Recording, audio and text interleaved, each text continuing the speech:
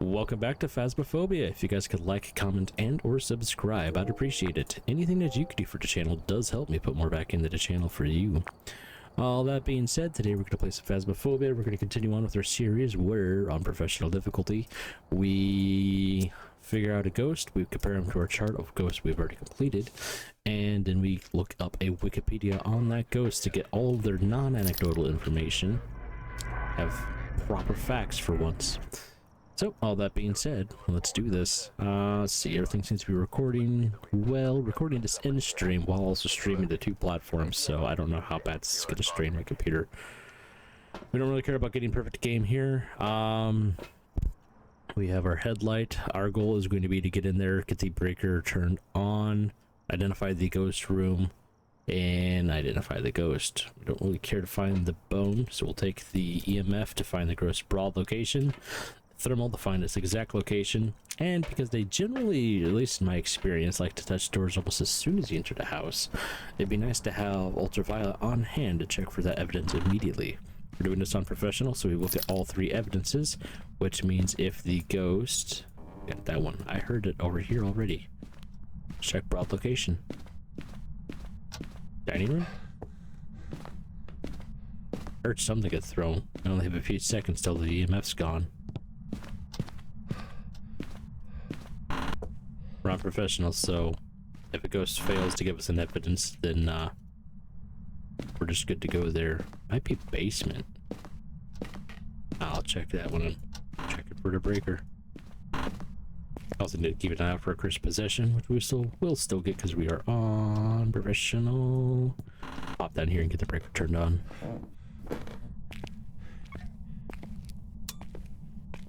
Okay, so what is it? No Ouija board, no monkey's paw, no voodoo doll, no summoning circle. So it's mirror, tarot, or music. It's music box. Ooh, music box, and there's EMF in the nursery. There's our music box. The EMF is, oh yep, right here is this block. Nice. Let's try to confirm that with thermals. 2.9 degrees compared to 6 degrees out here. Because it's snowing outside, the house already started off cold, but when I turned off the breaker, or turned on the breaker, the rest of the house started warming up. It's kind of the opposite. Normally the houses are already warm, you have to turn on the breaker, and then the ghost room will have to cool down. Or, yeah, the opposite is the whole house starts warm, the ghost room still has to cool down, despite the breaker being on or off. I'm even getting cold breath in here now too, so we'll go ahead, turn on some lights, preserve our sanity. Let's see, as we go with this list, do I want to try to pull this up on here? I don't know how I can do that. Let's see what I can do. On top of this, I also want, window capture, and that window specifically that I want to capture is Notepad. Haha, that's how I do it. And apparently we're just centering that window right in the middle anyway. Alright, so this is basically how I've been keeping track of these guys. Seems dumb, but you know, it works for me, right?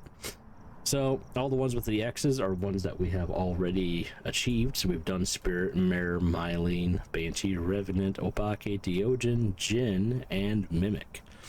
So what is that? 1, 2, 3, 4, 5, 6, 7, 8 out of 24. So that leaves 16 ghosts remaining to identify. So the odds are still with us. We're not quite down to 50-50 just yet. Got 4 more to go till then. Oh, sorry. Still got a cough, but it's getting better.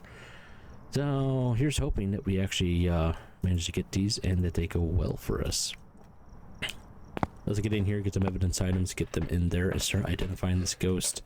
And identify it quick, because if it is on that chart, then we need to do all of this beginning portion all over again. And it's gonna suck. Which I've had to do a few times so far, but I've been getting pretty lucky with all of this. Ghost does not care to turn off the light that has twisted the neck on that doll like a psychopath. You turned on a different light.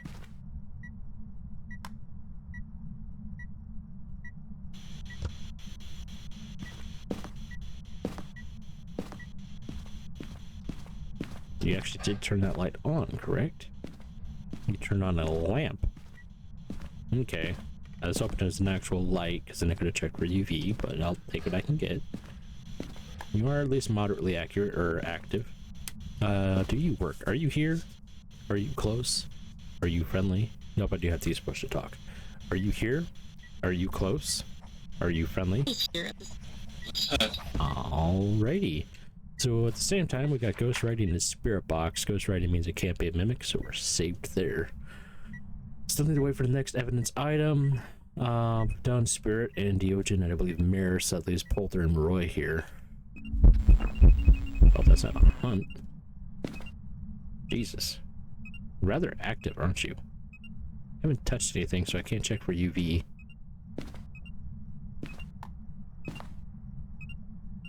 Do need to keep checking for everything else, so. No reason temps yet. Temps actually haven't fluctuated at all. It's had plenty of opportunities, but it is not giving us EMF 5. Can't cross those out, but we could just stop looking for them. Still looking for ghost orbs, dots, and ultraviolet. I feel like there's a decent chance this could be a Diogen.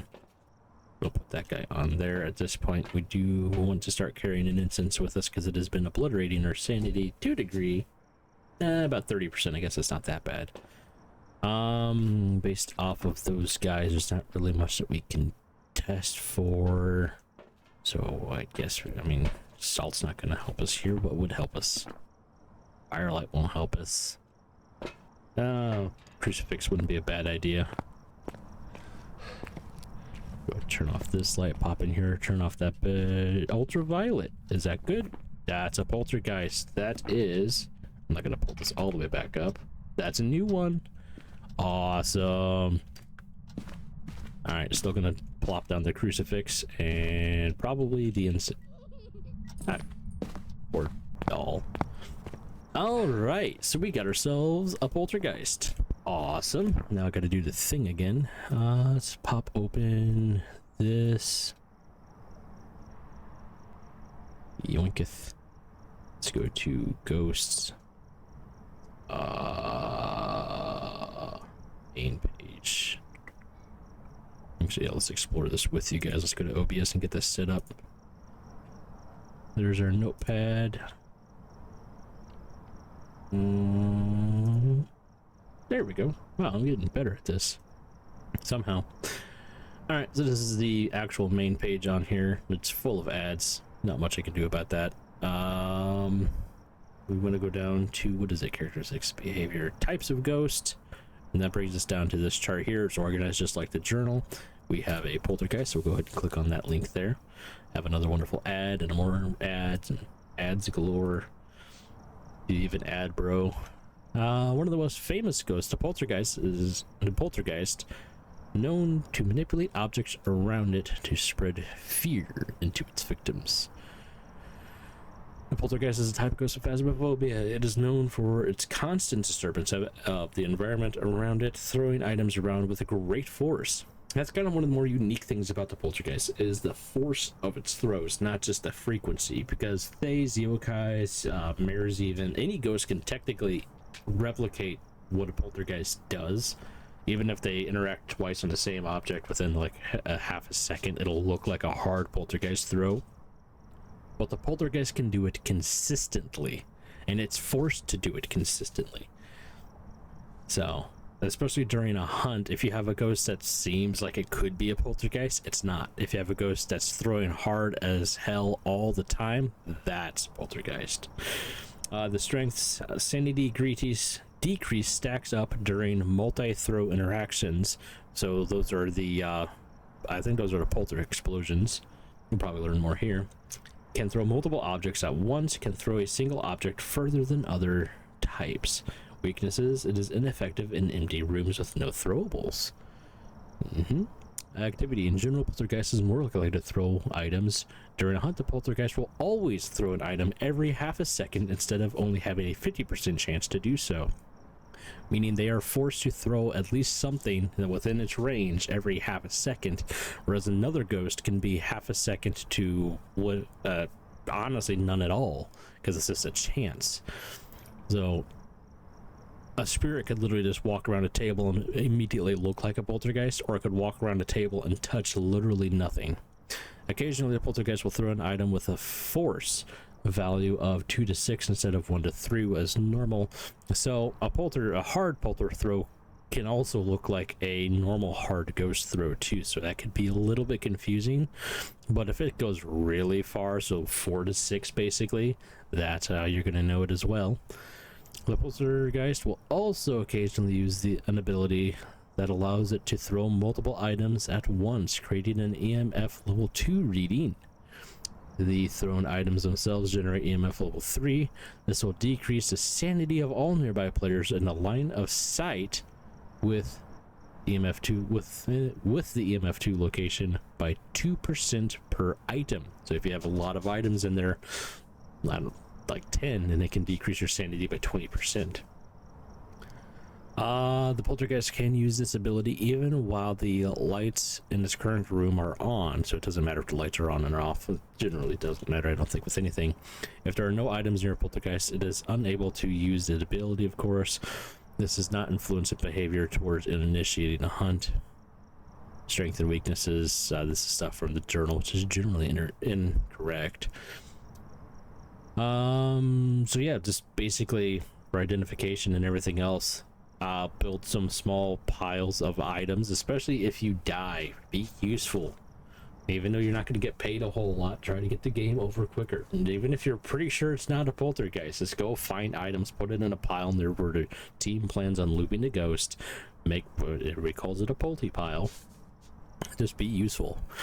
And that's pretty much the only way to really help people identify this. I have a few ideas on how to build a polty pile, but I mean, it's just do something. With any ghost in general, turning off the lights increases their interactive behavior, their general activity, honestly. The rest of that's trivia and history, so we can go ahead, pop back over to here, do a little bit of that, exit out of that. Probably should have left that open so I could have copied the link and put it in the description below, at least when I post this video to YouTube anyway. So yeah, we're gonna go in there, we're gonna build a polty pile in that room. I don't really care about the rest of this. I am going to care about having an incense with me and maybe salt so I can escape, and maybe another incense. This is just gonna be the first. I'm gonna do what I can to force it to do a polty pile. There we go. Alright, so this stuff isn't really going to count for shit. Literally just take stuff, put it in the pile.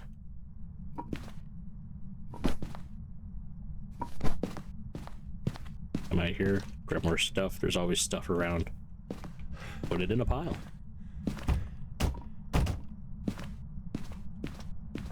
Now, like the thing said, it can do the polty explosion even if well, one, there's nobody around, and two, even if I can finish a fucking sentence without my brain dying, even if the lights are on, it's gonna be a decent amount of items. It's probably gonna be adequate. Nice, got UV on the switch right there.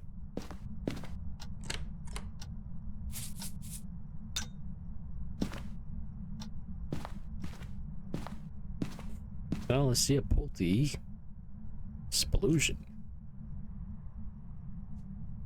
Actually, turn that on so we can see a little bit better too. Fortunately, it's going to be cold in here. There's not much I can do about that. This is also going to drain our sanity. We go ahead and do that. We grab a bunch of firelights and bring them in. They can do the polty explosion even with nobody in the house. That's actually how I've identified a poltergeist before in the past. I set up a polty pile, left the house, and then in the van, I actually managed to see the EMF2. And when I went back in, I saw everything everywhere.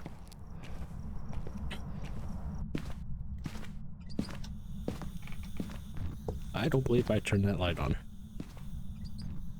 Oh, yeah, I did.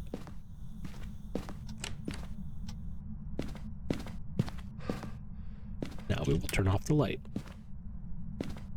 So these guys will decrease your sanity drain. but they won't entirely stop it. And they're gonna, you know, give us some light so we can see it do the Polty explosion.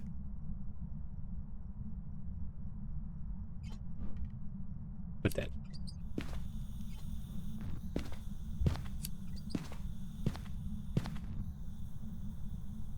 This might take a minute or a while. And it's a chance too. It doesn't have to do this. It's just an ability that it can use, which means that it equally can't use it.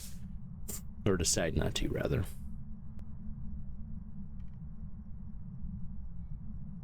I think the only check that really exists for this in the game code is there items to throw? If yes, roll for nat 20 basically to do a Polty throw. If not like 17 or higher, then, you know, don't do it.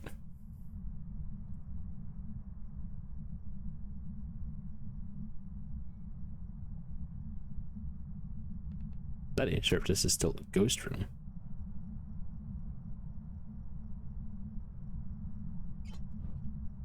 Alright, this is still the ghost room.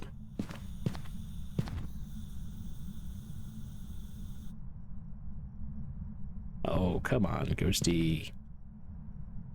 What's a guy gotta do for a Polty throw? Or specifically, a Polter explosion.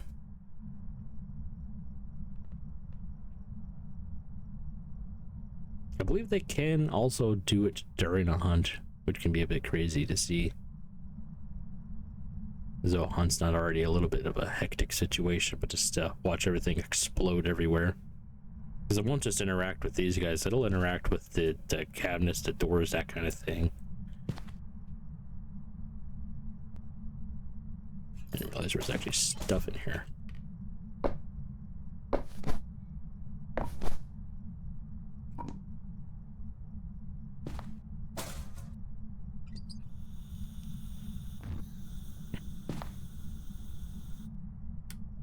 Turn off a light.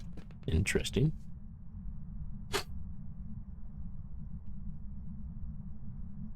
Come on, Ghosty. Hit me with your best shot. Hit me with your best shot. Terrible singer. Holy, that was a Polter throw. An individual item just got launched. It's not even in this room anymore. I think it clipped through the wall. Oh, no, it's right there. I'm an idiot. Did not like that picture of a cat. So that was an individual Polter throw.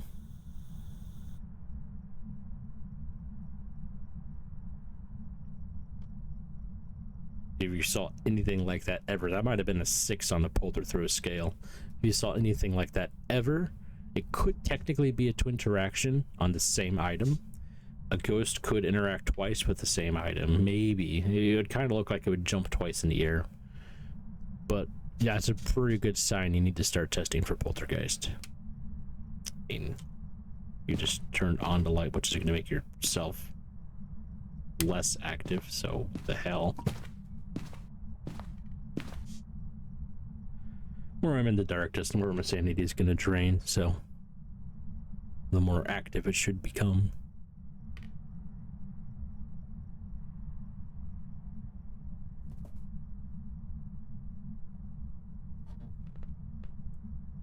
I honestly used to think that Poltergeist had a larger throwable radius than other ghosts, but it's just the same. They just like to roam around like any other ghost and interact with things. Especially if they walk into a dark room, and that goes for any ghost. If you're in your room, sup, bro? Wanna like bust out this light?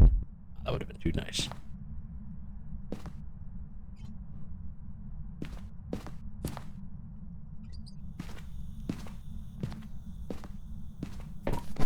It was maybe about a 3 or a 4, but it was inside of the pile.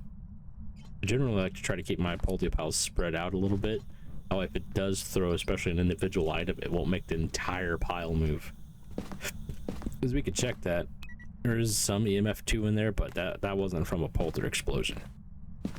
You'll know a Polter explosion, just like you'll know a Banshee scream.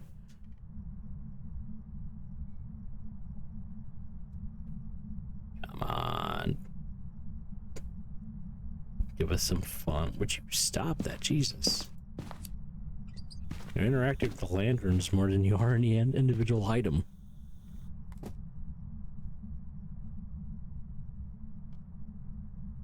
Maybe we could just title this stream, Waiting 10,000 Hours Till We Get a Polty Explosion. What's up, bro? You want to drain my sanity? Thank you. Oh, I should turn that off in case we get a hunt.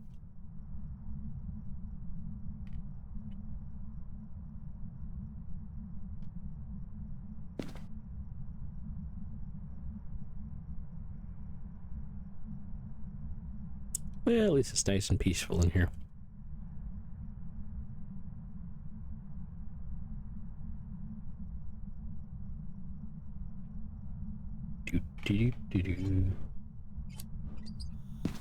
I guess this is another thing to keep an eye out for. If you were interacting with firelights like this, you might think it's an Onryo, but it could just be a polter. Nice try, bucko.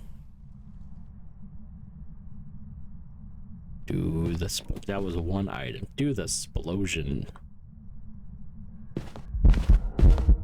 Here goes my sanity some more. Actually, that might be able to hunt on top of me. That was also one item.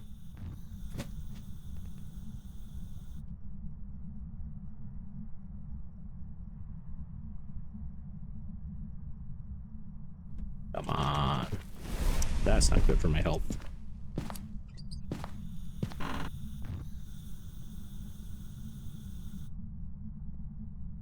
It would be really great if you blew that up as soon as you tried to kill me.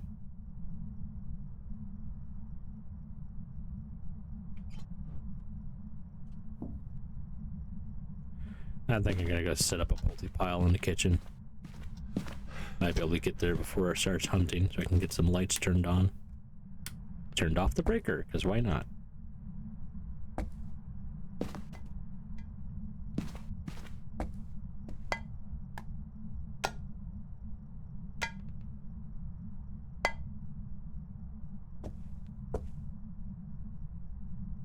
It's only the basement.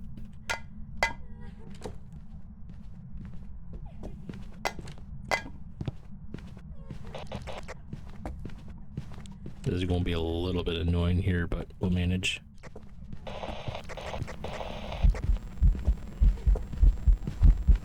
These are going to be polty. Oh, Jesus, those are polty throws.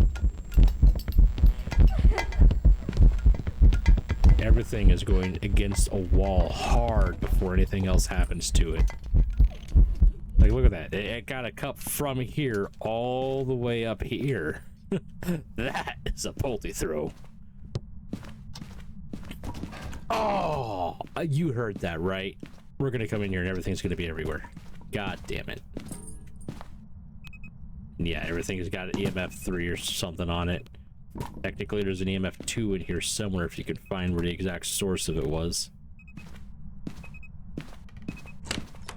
Damn. And then everything on the EMF scale will go away immediately. I wonder what the odds are that we could just get all this to happen again.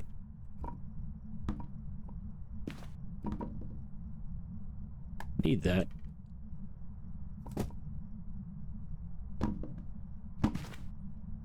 It's just a lot more interactive in general now. Because our sanity is absolutely obliterated with everything I've been doing.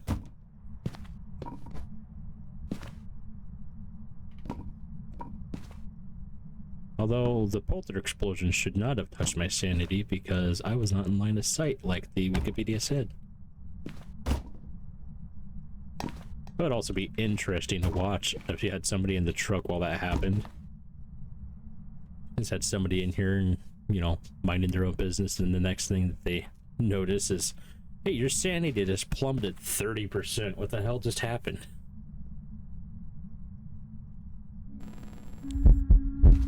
Oh, apparently I still had sanity for it left to drain.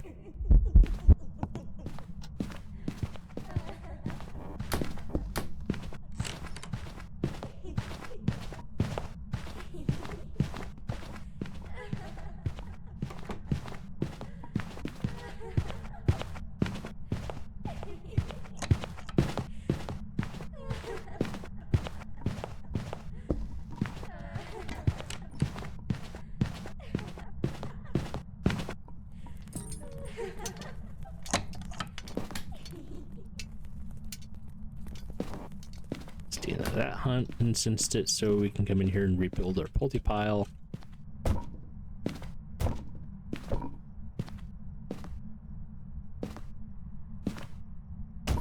I did not pick you up.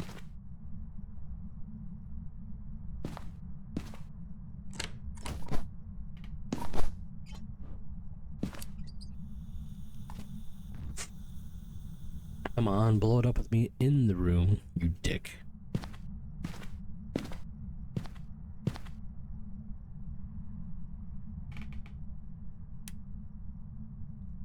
Touching everything but the pile.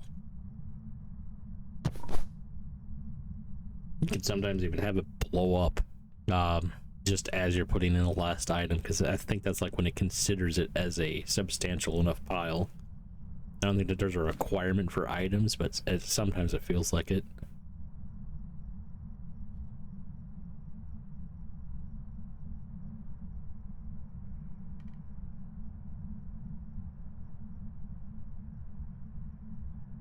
Blow it up.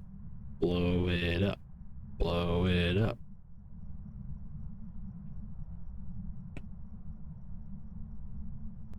Gonna look away for a second. Marie Lavender, do something.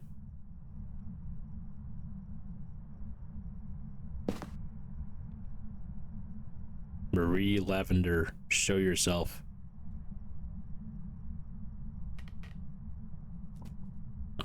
Might have changed rooms. That would suck. If it did, then we're just gonna be done with this. But I really wanted to showcase the Polty explosion. I think we've seen it a few times on showing it on the channel. Marie Lavender, do something.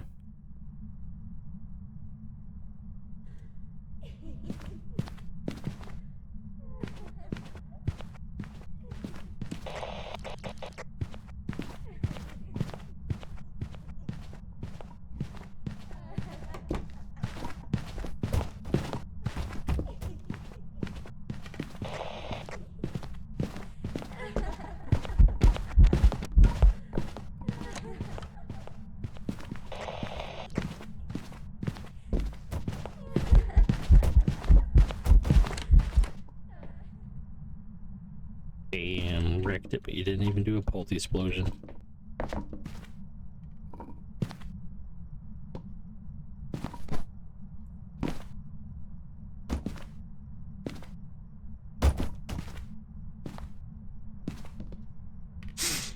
I got a few more seconds, then I'm just gonna give up on it.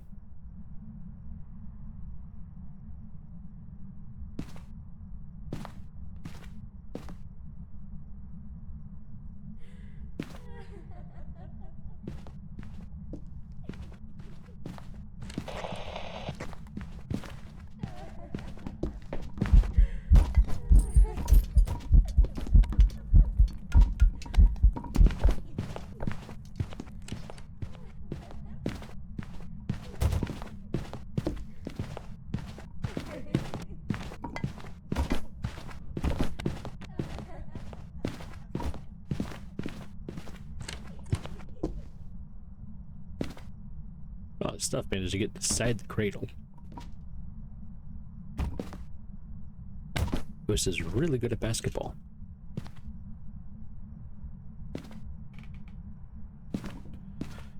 So, unfortunately, I don't think we're going to be able to showcase it, at least one more time that I was hoping for. Actually, I don't even know if I can interact with that. That'd be interesting.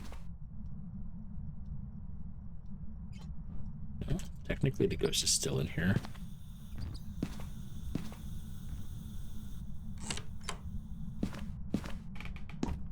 Actually, I wonder if that was technically a double door touch. It was not.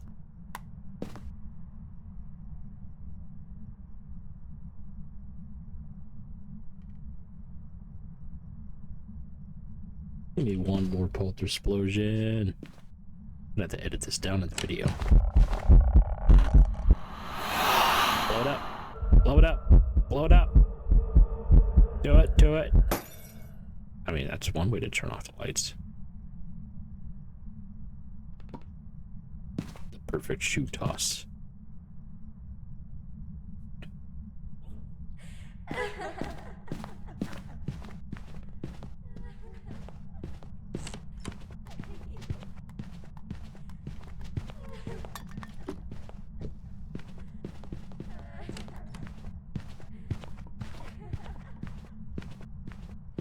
Doesn't technically have to be in the ghost room to do it either.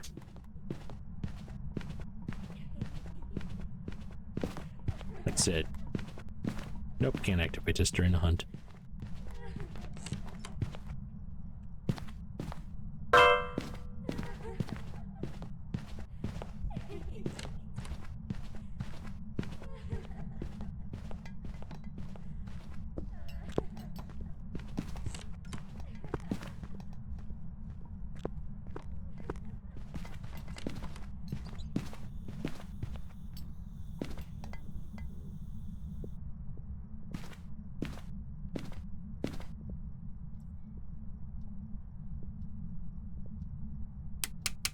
Give it a few more seconds and it's gonna go.